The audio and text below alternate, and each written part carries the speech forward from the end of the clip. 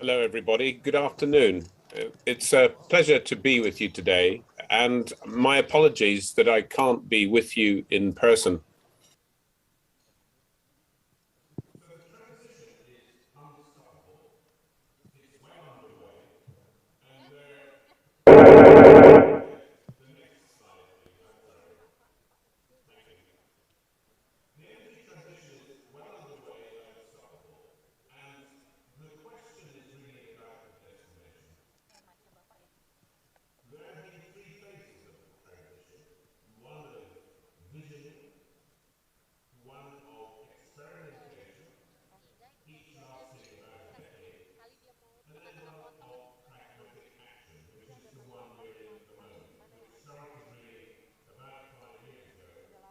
Where everyone is trying to figure out how to act at scale to mitigate climate change. There have been three drivers of change.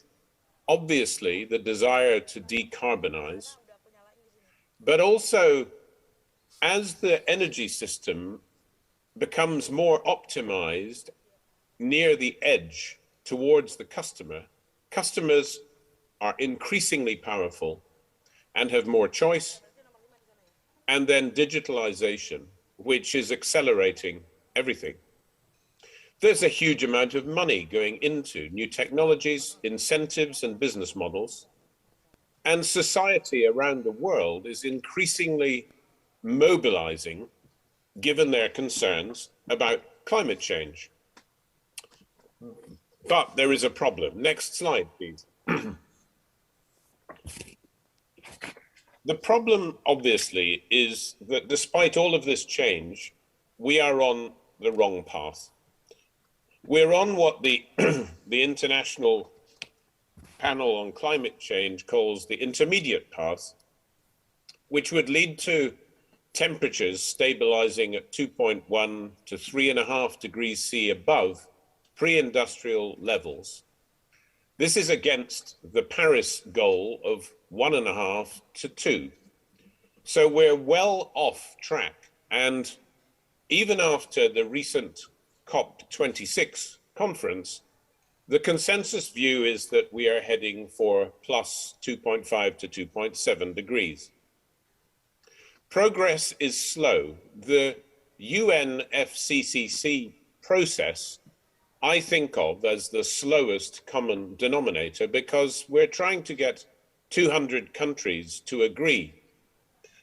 When in fact, if you take all greenhouse gases into account, including those of agriculture and land use, the top 5 countries are 50% of all greenhouse gas emissions. Indonesia just makes that top 5. The top 10, 60%. The top 20, roughly the G20, over 70%. And the EU has been leading the charge in many ways, but is only 7% of global emissions. And actually, if Europe went to zero emissions tomorrow, we would still miss the goal. And this is why. There are 5 very large issues that are not being addressed, despite all of the activity. Unabated coal, particularly in Asia, is the biggest single problem. It's 10 billion tons of greenhouse gases, or 30% of energy-related CO2. And if we don't address that, we cannot solve the energy transition. The second is hard to abate sectors like cement, smelting, oil refining, petrochemicals. Industrial heat for these sectors is about 8 billion tons. And when you include that type of heating with all the other heating and cooling, the third issue is that heating and cooling is 50% of all energy-related CO2. Or 16.5 billion tons. The fourth issue that's not being addressed very well is that international mechanisms and government-to-government learning has been slow. There has been progress recently on Article 6 on how the international mechanisms for carbon might work, but there's still a long way to go. And then finally, and not last in many ways, or not least, is who is going to pay for the energy transition. The cost of the transition in gross terms is estimated at $1 to $3 trillion per year, all the way out to 2050. Perhaps there are some learnings from the last terrible 18 months where the world has thrown about $3 trillion at COVID-19, at a common enemy, devaluing everyone's balance sheet about the same. Maybe we need to think about the funding of the energy transition in a similar way. $1 to $3 trillion gross before value creation is 2 to 3% of global GDP, or it represents a 20 to 30% uplift increase in the total expenditure on energy. Is it worth increasing the cost of energy by 20 to 30% in order to save the world? Yes, almost certain. But how we're going to do this is a big challenge. If I then overlay some of the current context, we have very difficult situations to deal with the rise of ESG, where people are saying green investment is good and fossil is bad, even though the world is 80% dependent on fossil. Energy security is rarely talked about, but a country like Indonesia needs to know that it has its secure energy supply, and this is true for many others too. Nationalist politics and mistrust of global institutions does not help, although Joe Biden bringing the United States back in, that has made a positive difference. Then there are geopolitical tensions. These don't help. US, China, Iran, US, Russia, Europe, Iran, Saudi. Very complex to deal with and navigate against the transition. COVID-19 resulted in 400 billion of expenditure on energy not happening last year out of a normal 1.9 trillion. That's led to dislocations and high prices. And then we had the IEA report, which talked about no new hydrocarbons being possible if we're going to get to net zero by 2050. And then the COP26 outcomes, where we did make progress on deforestation, methane reduction, new coal-fired power investments being limited, mobilization of finance, and we committed to increase or revisit, I should say, the targets for 2030 in a year's time. But unfortunately, we only agreed to phase down coal, although for very practical reasons, Indonesia would say, I'm sure, and China and Russia partly stayed away. So then moving to the realities of the transition, therefore, firstly, on the next slide, the politics and geopolitical tensions are very challenging. It's hard to invest behind the energy transition at scale. There's a lot of money chasing the transition, but value creation is quite hard to achieve. I'll come on to that in a minute. The investment opportunity doesn't yet match the funding chasing it. There's more money than opportunity. It's difficult to find attractive returns. And with new technologies, there is quite a lot of market and development risk for investors to take. And in addition, there are some very important realities that I believe need to be internalized and have not yet been internalized globally. Firstly, we need hydrocarbons and baseload generation, and they both have to be economic for the next 20 years at least. Secondly, solving transport will not solve climate change, and yet everyone focuses on electric vehicles. intermittent and seasonal renewables require energy storage. And then those 5 issues I talked about, the materiality of them is huge. And how we address those is very challenging. So these are some of the realities. Let's now move to look at the transition through the eyes of financial investors, corporations, and then Indonesian oil and gas. On financial investors, on the next slide, it's hard to generate value. I'm not going to go through all of the points on this slide, but for example, the opportunities in big central renewable generation are so competed for that the margins and returns are very low.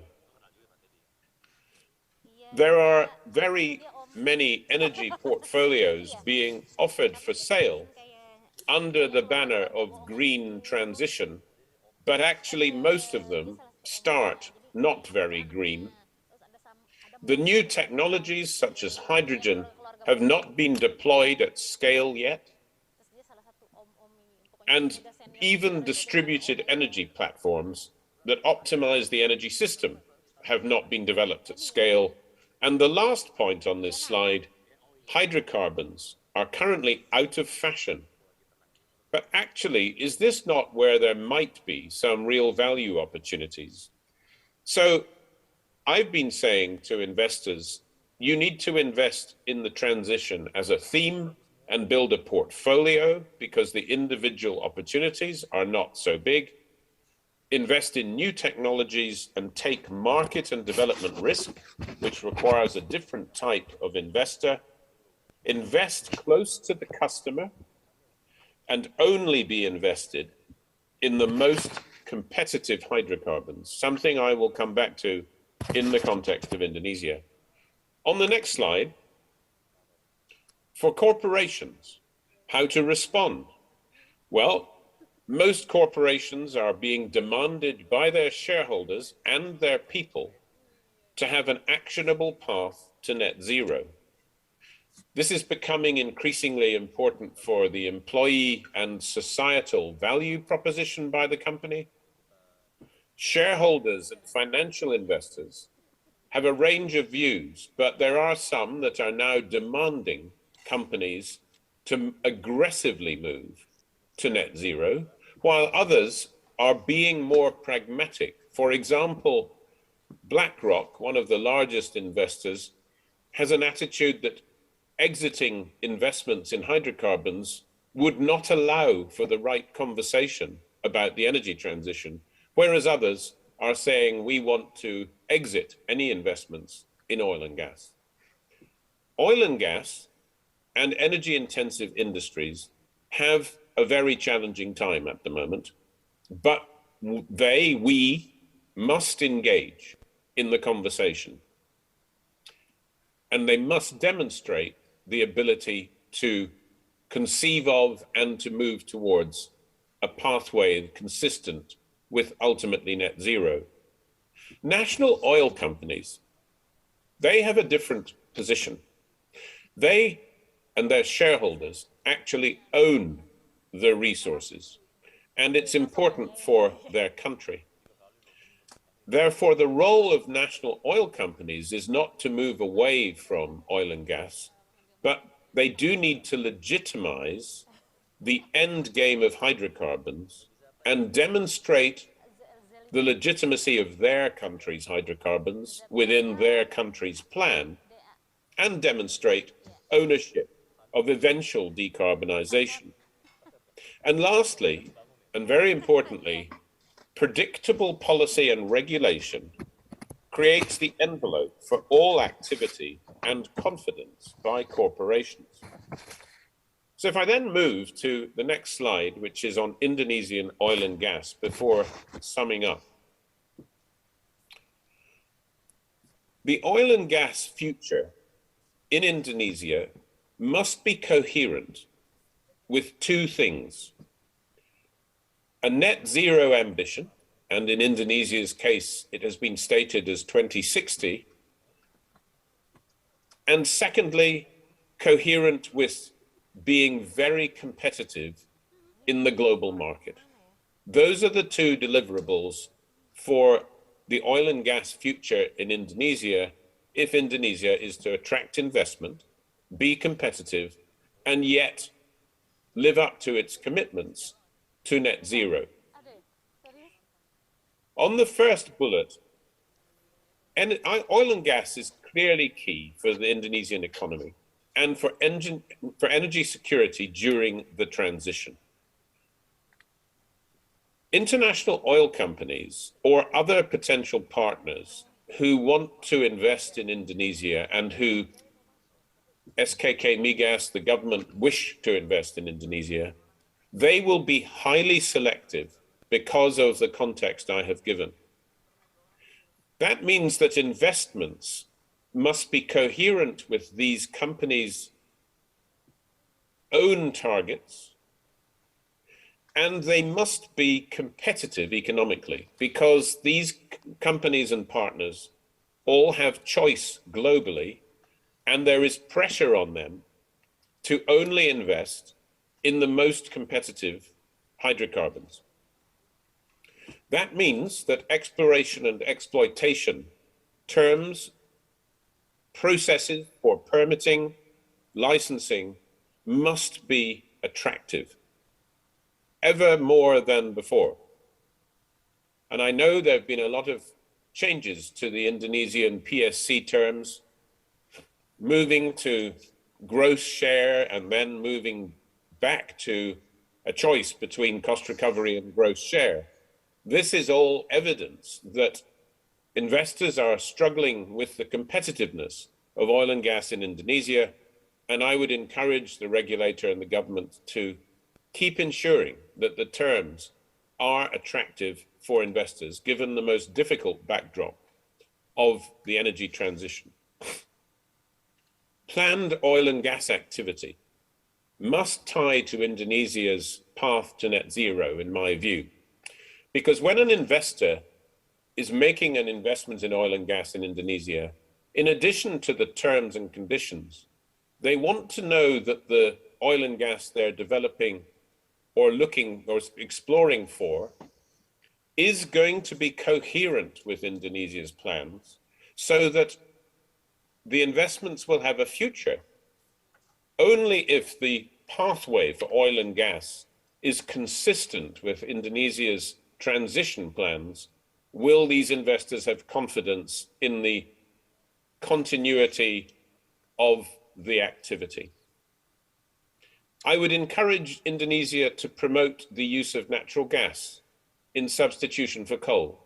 Your objective to move to 12 BCF a day of natural gas from the current 5.5 plays into substitution of coal and could be a powerful driver, because, as you know, natural gas is half the emissions of coal.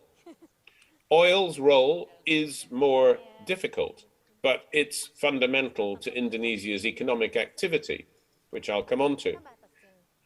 All across the hydrocarbon value chain, the carbon intensity and unit costs from upstream through refining to the use of oil and gas must be as competitive as possible, lowest carbon intensity, lowest cost. I would encourage Indonesia to address fugitive methane emissions and investing behind carbon capture, sequestration, and hydrogen in industrial centers and domestic refining will improve the carbon footprint of the use of oil and gas in Indonesia, so legitimizing its continued development. I'd encourage the country to have plans to address Scope 3 emissions reduction in country, that is the emissions of customers, by encouraging energy efficiency throughout Indonesia. And then finally, possibly a great opportunity for Indonesia, Indonesia has the potential to develop nature-based solutions at scale that could be auditable, and these could be both part of Indonesia's own plans and also as a product potentially for export to the rest of the world as it is seeking to offset the use of hydrocarbons. And I think renewables and nature-based solutions, in parallel with oil and gas, as part of Indonesia's national plan for the energy transition, will help legitimize the continued use of oil and gas as we transition. So those are some thoughts for you at this conference about Indonesian oil and gas in the context of the energy transition. So let me move to the last slide and conclude. The energy transition is an unstoppable secular trend. It has been going on for a long time. We actually have reduced the amount of energy per unit GDP since 1980 by over 80% already. The problem is that the economy worldwide has grown 7 times in that period. But we know how to transition the energy system. There are many challenges and opportunities, as I have outlined. On the current path, we will miss 1.5 degrees C, in my view, almost certainly. But we might get close to 2 degrees C, or maybe even a little below, but we're not there at the moment. We're heading for 2.5 to 2.7. Technology incentives and investment are sources of optimism, but we are not recognizing in public 2 things: the scale of the very big 5 issues that I've talked about, including who is going to pay. And we're not recognizing in public the geopolitical realities, including the reality of national energy security and its importance for every country in the world. Hydrocarbons are absolutely key to the world today and for some time. But the context for investment in hydrocarbons has changed. The IEA Net Zero report talks about 24 million barrels a day of oil still being used in 2050. But OPEC will have a 50% market share. It talks about oil and gas falling in volume by nearly 70% between now and 2050. But we will still need oil and gas. Therefore, we need to find a way to make hydrocarbons attractive. And lastly, and my final point, there is a huge burden on governments and regulators to get this right. National decarbonization plans must be credible to give confidence that people can invest behind them. Regulations can be complex as long as they are predictable. And the near-term policy envelope is the thing that will drive change and attract investment. At the end of the day, the policy envelope for oil and gas and every other aspect of the energy transition is what drives the behavior and confidence of businesses and society. And society is becoming globally more and more demanding. Therefore, I think if we are going to bend the curve and be closer to where the world is demanding we go, society will demand it. But that has to also sit alongside society's demands for economic energy supply. What is missing, in my view, certainly where I sit in Europe and look at the world all over, is the depth and quality of leadership we need. Leadership with conviction and leaders with long-term planning capabilities. I don't think governments yet, all around the world, are living up to that expectation. But I remain encouraged that the energy transition is well underway, And I understand that Indonesia is facing a lot of very difficult questions. But with the right forethought and planning, I am confident Indonesia can find a way through this, but it will not be easy. Thank you very much for listening to me. Thank you.